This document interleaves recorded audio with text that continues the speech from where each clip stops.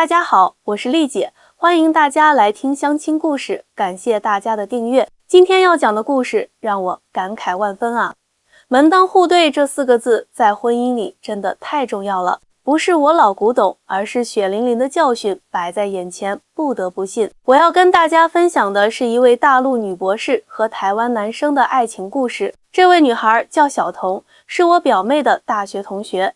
北大毕业后直接读了博士，那叫一个优秀。家里父母都是普通工薪阶层，靠着多年的积蓄和小彤自己的努力，才供她完成了高等教育。小彤研3那年去台湾交流，在一次学术研讨会上认识了阿伟。阿伟是知名企业2代，家里做电子产业起家，资产上亿新台币，本人也是台大高材生，颜值能打，谈吐不凡。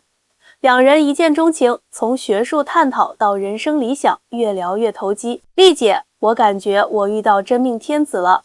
小彤当时兴奋地在视频电话里告诉我，他不仅有才华，还特别尊重我的学术追求，完全不是那种大男子主义的台湾男生。我当时就直摇头，小彤啊，两岸婚姻没你想的那么简单，尤其是你们家境差距这么大，文化背景也不同，父母那关不好过啊。果然，当小彤把这事儿告诉父母时，他爸妈坚决反对，什么台湾富2代，8成是玩玩而已。小彤爸爸气得不行，人家家里那么有钱，怎么可能认真跟你谈？两岸关系这么复杂，婚后你去台湾生活，遇到什么事我们都帮不上忙啊。小彤妈妈更是忧心忡忡，你看那些娱乐新闻，多少大陆姑娘被台湾有钱人骗了感情，人家根本就是把你当成异国情调，新鲜劲儿过了就完了。再说了，人家家里条件那么好，肯定看不起咱们这种普通家庭出身的。小彤不服气，妈，这都什么年代了，还搞门当户对那一套。阿伟不是那种人，他特别尊重我，从来不在意我家里条件。小彤爸爸当时拍桌子，你个傻丫头，正因为不在意，才说明人家根本没把你当回事儿。真要结婚过日子，哪有不考虑家庭背景的？你去台湾，人生地不熟，万一受了委屈怎么办？但小彤哪听得进去这些？恋爱中的女孩子，尤其是从小到大顺风顺水的高材生，哪会觉得自己会看错人呢？阿伟来大陆见了小彤父母，彬彬有礼，还带了名贵礼品，可这反而让小彤父母更加怀疑，太过刻意了。尤其是当阿伟谈到婚后安排时，直接表示希望小彤去台湾发展，因为他家族企业在那边，自己走不开。小彤爸爸私下问我，丽姐，你觉得这孩子是真心的吗？我当时心里也犯嘀咕，但看小彤那么坚定，只能说感情的事旁人很难说清楚，但我建议先相处久一点，看看两人在一起时面对困难的态度，这比甜言蜜语重要多了。结果小彤根本等不了那么久，他博士一毕业，阿伟就求婚了，还送了一枚3克拉的大钻戒。小彤父母百般阻拦，可哪怄得过倔强的女儿？我都30岁了，难得遇到真爱，难道要因为你们的偏见放弃吗？小彤把博士学位证书往桌上一摔，我这么优秀，怕什么？大不了不开心就离婚呗。这话气得他爸爸当场血压升高，送医院急诊。小彤吓坏了，但过了这关，她还是决定嫁给阿伟。婚礼在台北举行，排场大得很，阿伟家里出资，办得风风光光。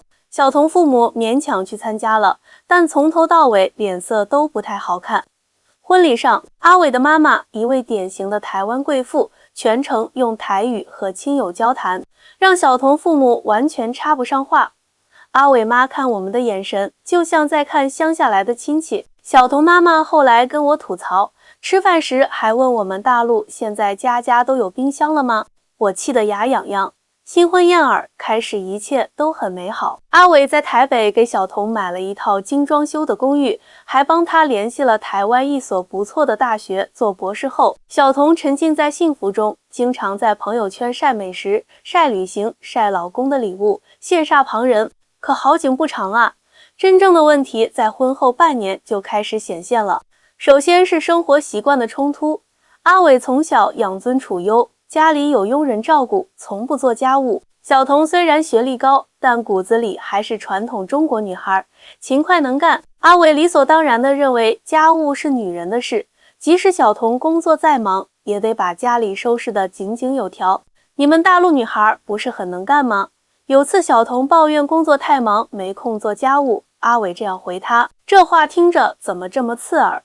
其次是金钱观念，虽然阿伟家很有钱，但对小童的消费却管控严格。阿伟给了小童一张副卡，每月额度有限，超出就要解释用途，而阿伟自己却出手阔绰，动辄名表名车，还经常请商业伙伴吃饭、唱歌到深夜不归。他不让我用他的钱给我爸妈买礼物，说这是他家的财产。小童委屈地告诉我，但他自己送女同事价值不菲的生日礼物，说这是公关费用。最让小童受不了的是阿伟家人的态度，表面客气，背地里却把她当成大陆媳妇看待，总拿她和台湾女孩比较。婆婆经常当着亲友的面说，大陆女孩确实学历高，就是不懂咱们台湾的人情世故，还得慢慢调教。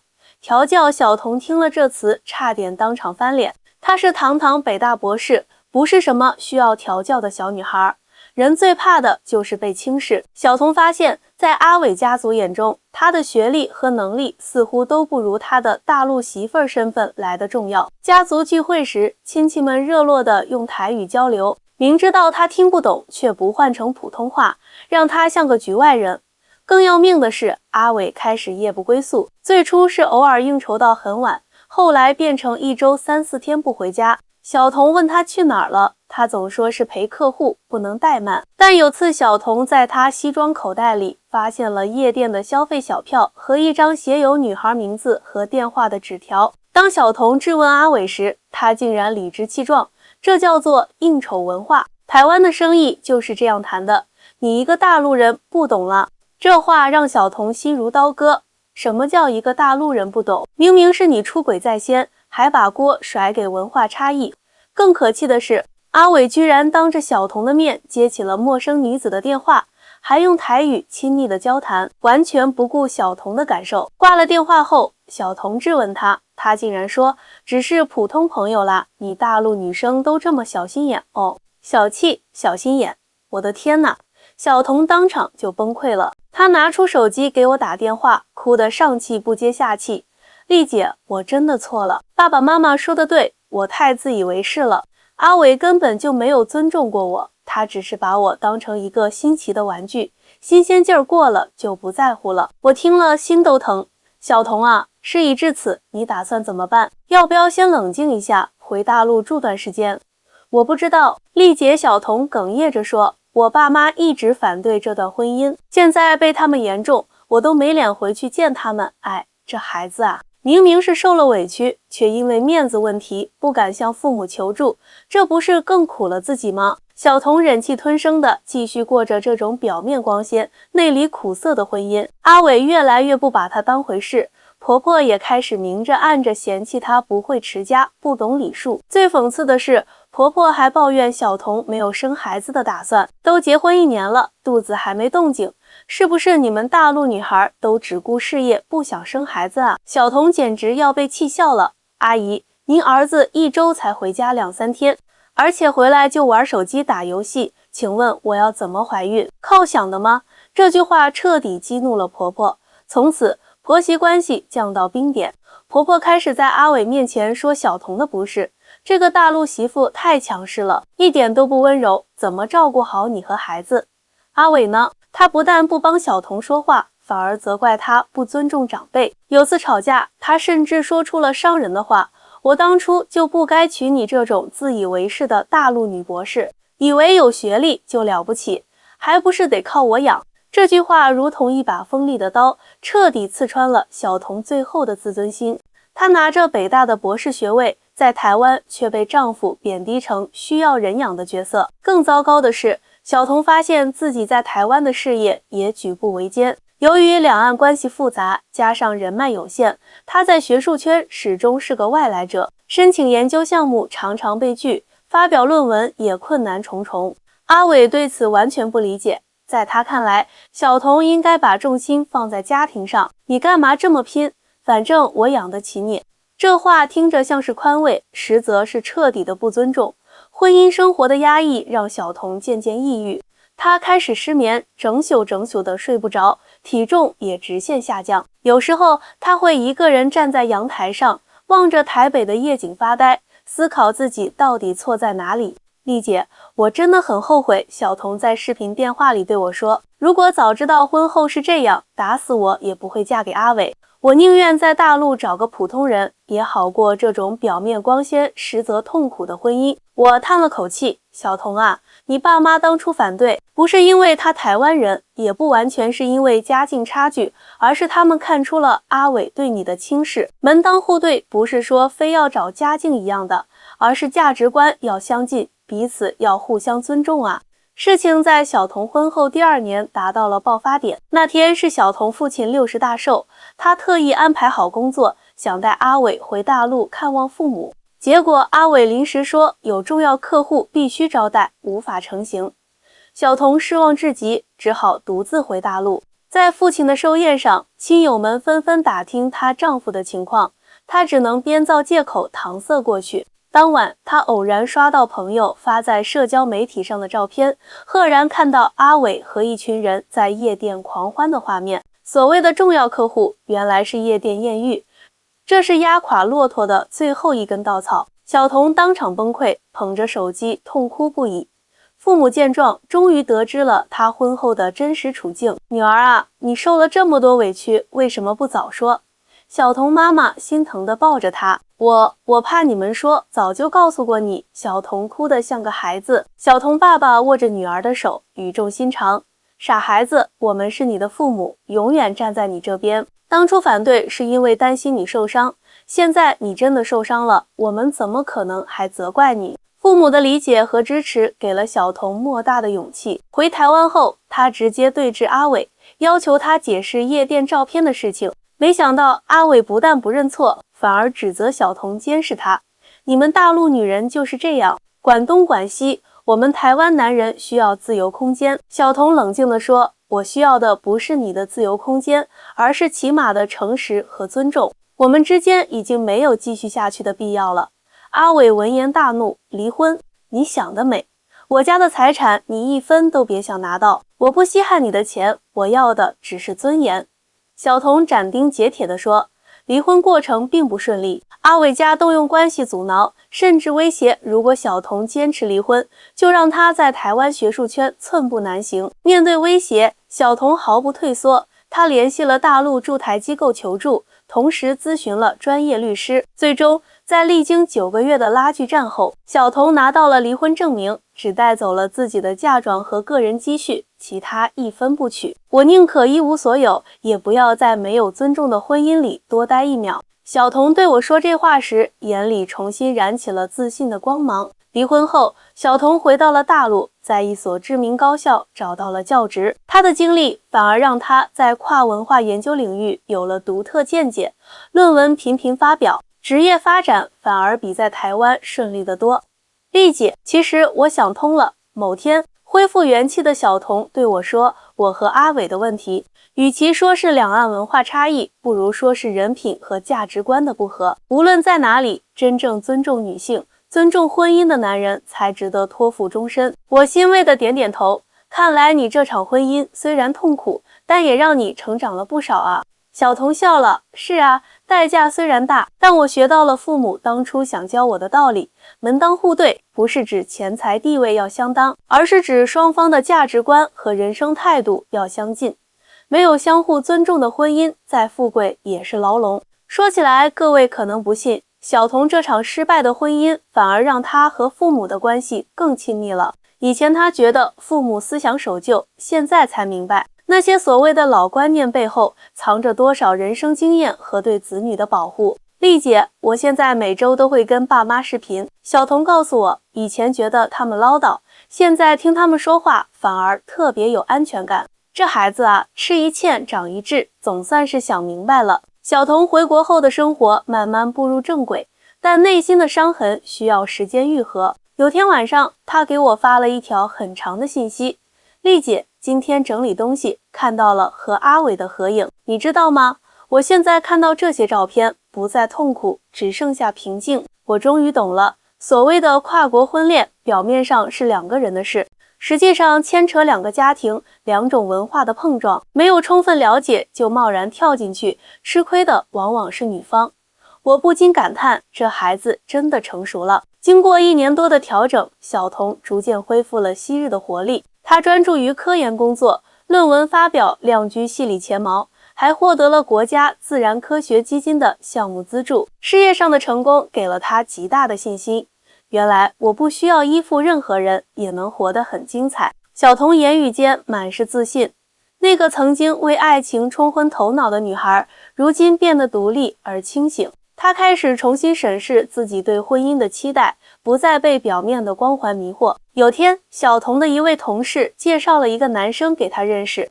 这个男生叫王明，是国内某知名科技公司的技术主管，家境普通，但事业有成，为人踏实稳重。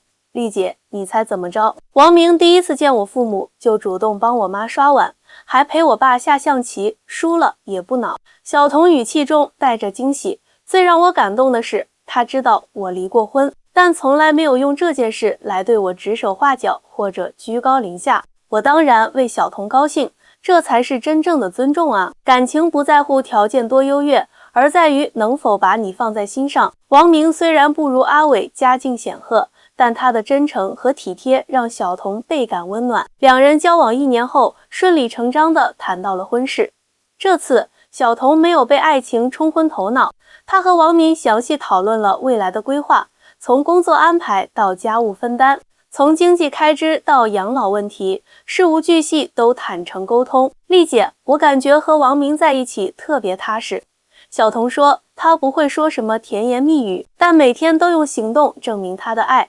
比如知道我加班，就提前做好饭等我；看我熬夜写论文，就默默泡杯茶放我桌上；我生病时，他请假在家照顾我。这些小事比什么浪漫告白都真实。我听了连连点头，这才是过日子的好伴侣啊！婚姻不是演偶像剧，而是柴米油盐的日常。婚礼定在了小童35岁那年的春天，不铺张不浪费，但处处充满了两人的用心。王明的父母对小童离过婚这件事完全接纳，没有任何偏见。孩子经历过挫折，反而更懂得珍惜。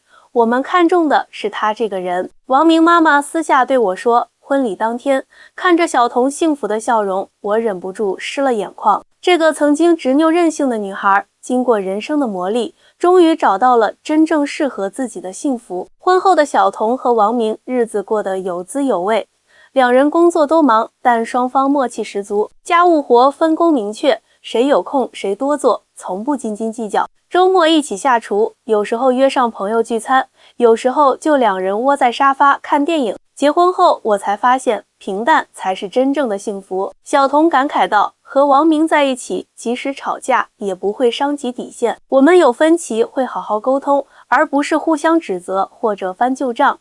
1年后，小童怀孕了，王明比她还紧张，每天变着花样给她煲汤补身子，陪她去做产检，晚上听胎教音乐。这些细节里的温情，让小童感受到了真正的安全感。小童生了个健康的男孩后，两家老人都来帮忙带孩子。曾经因为小童的第1段婚姻而忧心忡忡的父母，如今笑容满面，抱着外孙乐不可支。丽姐，我现在才明白，爱情最重要的不是激情和浪漫，而是陪伴和责任。哺乳期的小童对我感慨，王明可能比不上阿伟那样光鲜亮丽，但他给了我一个真正的家，让我既能追求事业，又能享受家庭的温暖。我欣慰地看着眼前这个成熟稳重的女人，想起了几年前那个为爱冲动的女孩，不禁感叹岁月的力量。小童，你知道吗？你的经历其实给许多年轻人提供了宝贵的教训。我真诚地说，婚姻从来不是童话故事，而是2个不完美的人试图建立一个相对完美的家，这需要理性、包容和持续的努力。小童点点头，我现在常想，如果当初听了爸妈的劝告，也许就不会走那么多弯路。但话说回来，没有那段痛苦的经历，我可能永远不会真正明白什么是适合自己的婚姻。所以说啊，我笑着总结，门当户对真的很重要，但这个门当户对不是指家产多少，而是价值观念要相近，对婚姻的理解要一致，对彼此的尊重要到位。各位听故事的朋友们，这就是我今天要分享的真实案例了。小童从大陆女博士到台湾媳妇，再到如今幸福的妻子和母亲，这一路上的跌宕起伏告诉我们，婚姻不是买彩票，不能靠运气。找伴侣要擦亮眼睛，看清对方的本质，而不是被表面的光鲜所迷惑。两岸婚姻更需谨慎，因为不仅是两个人的结合，更是两种文化背景的融合。